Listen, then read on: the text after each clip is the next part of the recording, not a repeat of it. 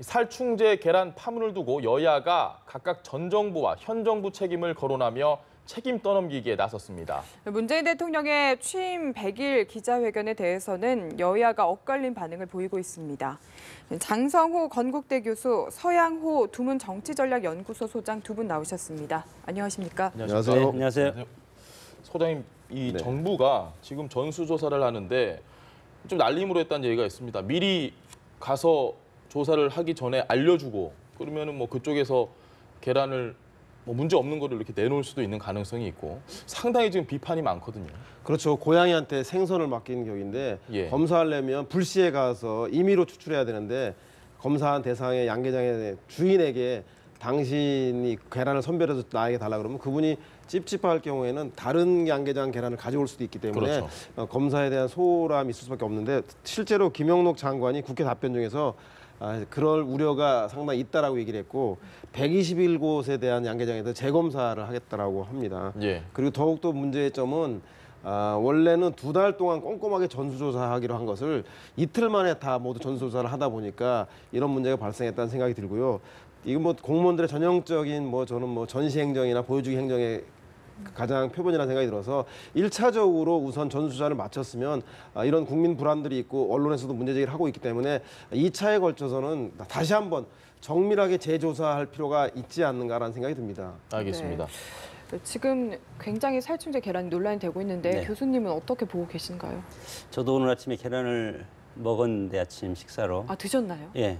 뭐 우리 집에 사놓은 게 있으니까 먹었는데 그럼에도 불구하고 이게 상당히 신경이 쓰이는 건 사실이고 특히 우리 민주주의 체제에서는 3가지 핵심이 민주주의 체제를 지탱하고 있는 건데 생명, 자유, 재산권입니다. 여기에서 계란과 관련된 건 국민의 생명과 관련되기 때문에 이것이 정부에서 이것을 막지 못하면 정부의 존폐 논란까지 이어지는 것이 아니겠습니까? 과거에 이명박 정권 때 광우병 사태도 마찬가지로 정권 초기 1년을 뒤흔든 것이 광우병이라는 보이지 않는 실체에 대해서 국민들이 상당히 위협감을 갖기 때문에 정권이 휘청거렸고 지금도 마찬가지로 문재인 정권이 계란 문제로 지금 도마에 오른 것이 일단은 관련 농장의 어떤 책임 소재부터 이제 일어나고 있지만 이것이 점차 이것이 조기 진화되지 않으면 국민적 여론이 정권으로 향할 가능성이 상당히 크다. 그렇기 때문에 정부에서는 이거에 대해서 조기 차단을 해야 될 필요가 있는데 그러나 이 농약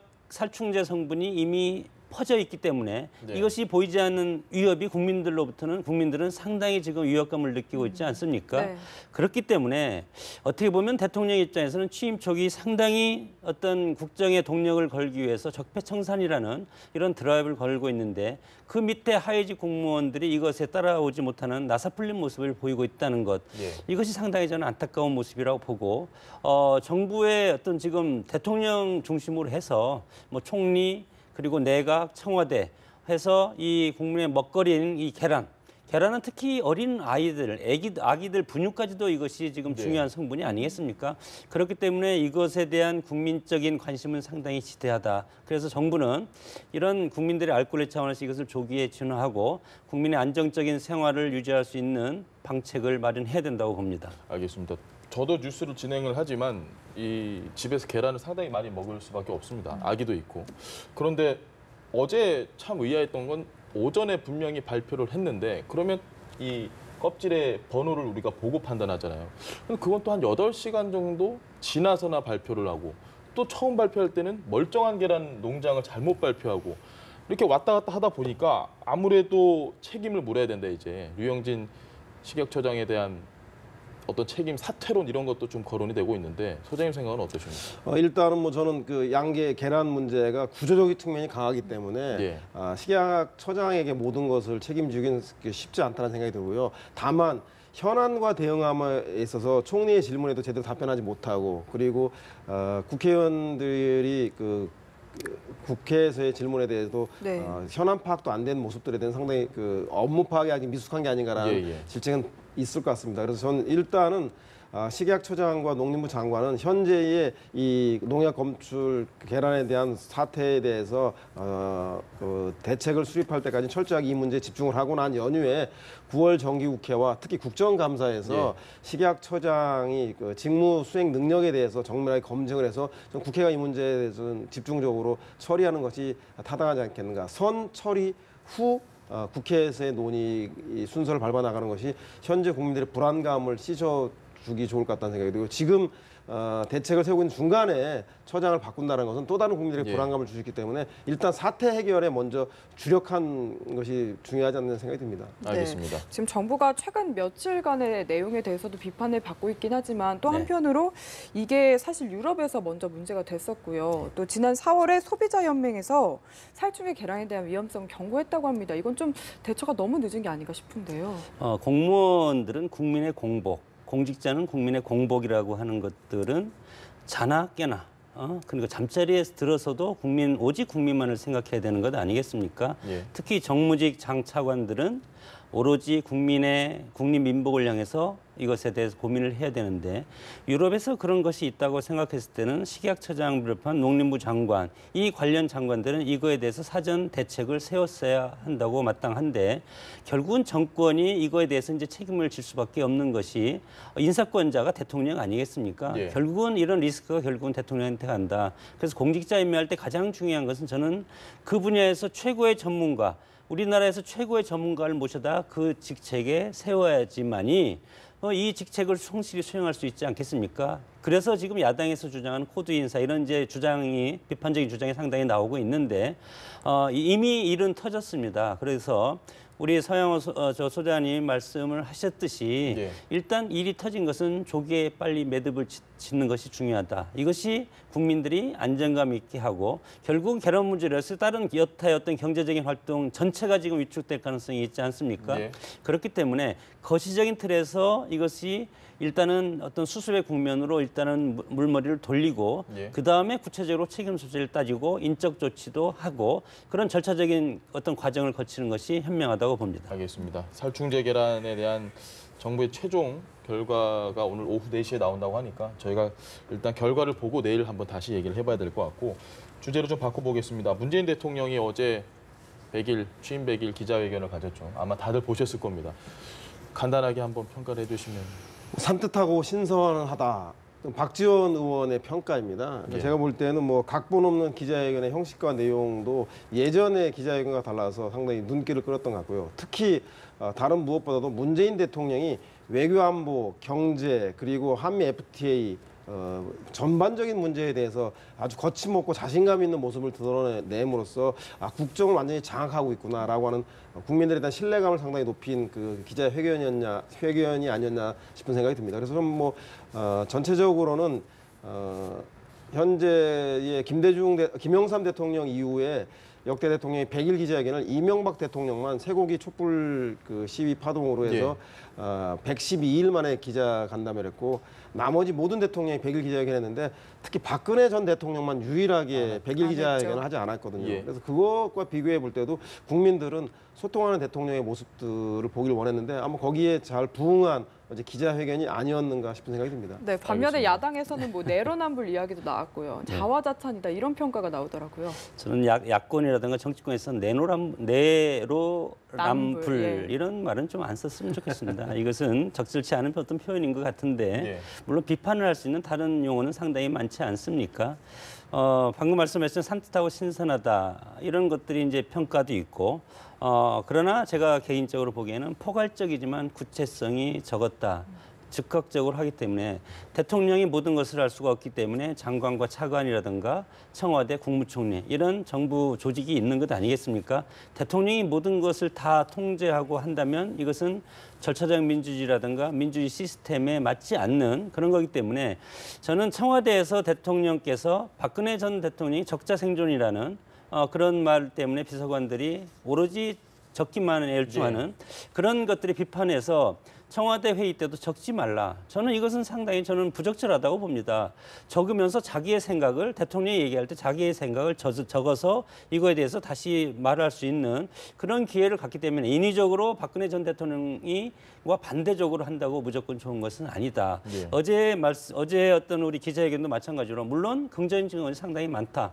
소탈하고 즉흥적으로 할 수 있고 대통령의 생각을 얘기할 수 있지만 그러나 우리는 외교 레드라인이라든가 여러 가지 외교 안보 그리고 어때 국내적으로 상당히 예민한 민감한 그런 주제들이 상당히 많지 않습니까? 예. 그렇기 때문에 물론 하루 전에 질문을 기자들이 받는다고 하더라도 그것은 저는 뭐 큰 문제는 되지 않는다고 봅니다. 그렇기 때문에 일단 기자들한테 저는 문제를 미리 받고 관련 전문가들, 장차관들과 이거에 대해서 구체성 있는 같은 답변을 만들어서 예. 이것을 국민들한테 이렇게 제시를 하면 구체성이 있고 국민들도 오히려 더 안정감이 있는 그런 모습을 보이지 않을까. 그래서 긍정적인 면도 있지만 그래도 이런 것은 앞으로 좀 해서 보완해 줬으면 하는 그런 마음이 들고 야당도 그런 취지에서 아마 비판을 했을 겁니다. 네. 알겠습니다. 상당히 이색적인 풍경이 어제 연출이 됐는데 우표를 사기 위해서 사람들이 아침 일찍부터 상당히 줄이 많았습니다. 인이 우표 뭐 이런 이야기도 했는데 어떻게 보셨습니까? 저는 뭐 그 문재인 대통령의 대중적인 지지율, 그 국정 수행 지지율이 80%에 육박하는 그 지지율도 넘는 지지율도 나오는데 그것의 반영이 아닌가 생각이 들고요. 예전에 문재인 노무현 전 대통령 시절에는 검찰 개혁이라든가 국정원 개혁, 권력기관에 대한 개혁에 집중하다 보니까 국민들이 먹고 사는 경제, 민생, 복지 문제에 대해서 소홀히 해서 예. 국민들이 그 국정 운영의 대상으로 전락하고 말았는데 아마 문재인 그 대통령은 그것을 반면 교사로 삼아서 적폐청산이라고 하는 그 권력기관에 대한 개혁에 대한 문제와 더불어서 제가 볼 때 국민과의 소통 문제 그리고 경제 문제에 대한 일자리 문제라든가 비정규직의 정규직화라든가 아동 수당이라든가 그 의료보험 적용 대상을 넓히는 문제라든가 이런 문제를 동시에 추진함으로써 아마도 연령과 세대, 지역을 불문하고 예. 대통령의 높은 지지율이 나타난 것 같고 그것의 반영이 아마 대통령 관련된 우표라든가 기념품이라든가 선거 시기의 소품까지도 중고장터에서 높은 가격에 판매되는 그런 뭐 인기 비결의 핵심적인 원인이 아닌가 그런 생각이 듭니다. 네. 알겠습니다. 문 대통령의 기념 우표가 품귀 현상인 건 이해가 되는데 박근혜 대통령의 기념품도 지금 가격이 오르고 있다고 하더라고요. 지지자들끼리 혹시 또 서로 경쟁 심리가 있는 것 아니겠습니까? 이런 식으로 우리 사회가 재단되면 안 되는데 사실 문재인 대통령의 기념우표가 오늘 저 보도를 통해서 지금 뭐 품귀 현상을 겪는다고 하니까 예. 박근혜 전 대통령 그리고 박정희 대통령 보수적인 지지의 성향의 어떤 국민들도 우리도 그러면 보수 성향의 지도자의 우표를 사자. 이런 어떤 경쟁 심리도 일정 부분 있다고 보고 물론 우표 수집을 저도 과거에 어릴 때 해봤지만 우표 수집을 하면 나중에 이게 경제적인 효과도 상당히 있다고 그럽니다. 그렇기 때문에 그런 측면에서도 우표를 사면 이것이 돈이 될 수도 있겠구나. 이런 우리는 자본주의 사회에서는 그런 상상력도 할 수 있지 않겠습니까? 네. 첫째는 정치적인 측면에서 그런 측면으로 이해할 수가 있을 것 같고 두 번째는 경제적인 측면으로 우리의 시장 질서에서 그런 식으로 해서 경제적인 재테크 수단으로 이것을 사놓으면 할 수도 있겠구나. 네. 그래도 한 몇만 장 정도 되니까 이것이 뭐 큰 숫자는 아니지 않습니까? 그런 차원에서 우리가 이해하면 될 것 같습니다. 가장 큰 반사익은 역시 우정사업본부가 받아들이고 뭐 거뒀다 이런 얘기도 있는데 주제를 좀 바꿔보겠습니다. 오늘 오전에 나온 보도인데 이 한미 자유무역협정 재협상 논의를 위한 회의가 22일에 열린다. 김현종 통상교섭본부장의 역할이 이제 상당히 좀 빛을 발할 것 같습니다. 네, 그렇죠. 통사교섭본부를 신설했고 그 직급도 장관급으로 대외적으로 표명하지 않았습니까? 그만큼 무게감을 줘서 FTA 그 협상에 임하겠다는 건데 지난번에 한미 정상회담 이후에 장하성 정책실장이 정상회담에서는 재협상, 즉 전면적인 개정을 협의하는 회의를 합의한 적이 없다라고 분명히 해서 이번은 재협상이나 개정이라는 점을 분명히 한 것 같습니다. 예. 그래서 저는 뭐 그런 원칙이 대단히 중요할 것 같다는 생각이 들고 또 하나는 실제로 한미 FTA를 통해서 교역량이 전 세계적으로 12% 정도 축소됐지만 한미 간의 교역량은 12%가 증가했다라는 그리고 서로가 윈윈하고 있다는 문제점하고 예. 그 이익과 한미 상공회의소 그 부회장이 한미 FTA 재협상을 원하지 않는다라고 하는 입장을 밝혔습니다. 예, 예. 왜냐하면 한미 FTA의 경제 효과가 오히려 퇴색할 우려가 있기 때문에 이런 입장을 밝혔기 때문에 제가 볼 때는 한미 그 양 국가 간의 협정이라는 것들이 특정한 나라만 이익이 될 수는 없기 때문에 예. 상호 회의적인 원칙하에서 저는 뭐 임한다라면 제조업에서의 한국의 이익 그리고 지식산업 부분에서 서비스 분야에서의 미국의 이익들을 잘 조정해 나가는 그런 양국이 윈윈하는 그 개정 협상이 되길 기대해 보겠습니다. 네. 알겠습니다. 그리고 또 오늘 보도가 나오면서 주목받은 부분이 서울에서 개최된다는 점입니다. 원래 트럼프 대통령이 미국에서 하겠다 이렇게 얘기를 했는데 네. 원칙대로는 이게 맞는 거죠? 근데 이게 문재인 정권이 지금 이제 삼중고가 될 가능성이 상당히 큰데 예. 북핵과 ICBM으로 인해서 지금 한미 동맹이 상당히 강화됐고 여기에 북한을 공동으로 지금 상대하고 있지 않습니까? 예. 여기에서 FTA를 가지고는 미국과 우리가 경제 전쟁을 치러야 되는 이런 삼중고에 지금 시달리게 됐는데 특히 문재인 대통령과 민주당은 과거에 한미 FTA에서 적극적으로 반대한 세력이 상당히 많지 않습니까? 예. 민노총이라든가 이런 세력들이. 근데 여기에서 또 한미 FTA의 재개정 협상의 주체가 문재인 정부다. 이런 것들은 내부적인 지지층한테도 상당히 이거에 대해서 어떤 문재인 정권에 반대되는 기류로 어떤 빌미를 줄 가능성이 상당히 크기 때문에 네. 이 협상의 재개정 과정이 특히 서울에서 열리고 있다는 것은 미국에서 열리고 있다면 그래도 태평양을 건너오는 시기에 네. 여러 가지 여론적인 것이 좀 약화될 텐데 우리나라에서 직접 이것이 열리기 때문에 내부적으로 이 한미 FTA를 찬성하던 그 기존에 반대했던 세력들이 또 이것을 가지고 서로 격돌을 하고 정부 문재인 정권에 대해 상당히 압박을 행사할 가능성이 상당히 크기 때문에 여기에서 이제 문재인 정권은 과연 FTA를 국익이냐 아니면 내부의 어떤 지지 세력이냐 이런 걸 놓고도 상당히 고민이 클 그렇기 때문에 이래저래 내부적으로는 계란 파동도 있고 FTA 재협상도 있고 그리고 안보 국면 문재인 정권은 상당히 지금 어려운 국면에 처해 있다고 봅니다. 네. 알겠습니다. 오늘 두 분의 말씀은 여기까지 듣겠습니다. 지금까지 장성호 건국대 교수 그리고 서양호 두문정치전략연구소 소장과 함께 이야기 나눴습니다. 고맙습니다. 감사합니다. 감사합니다.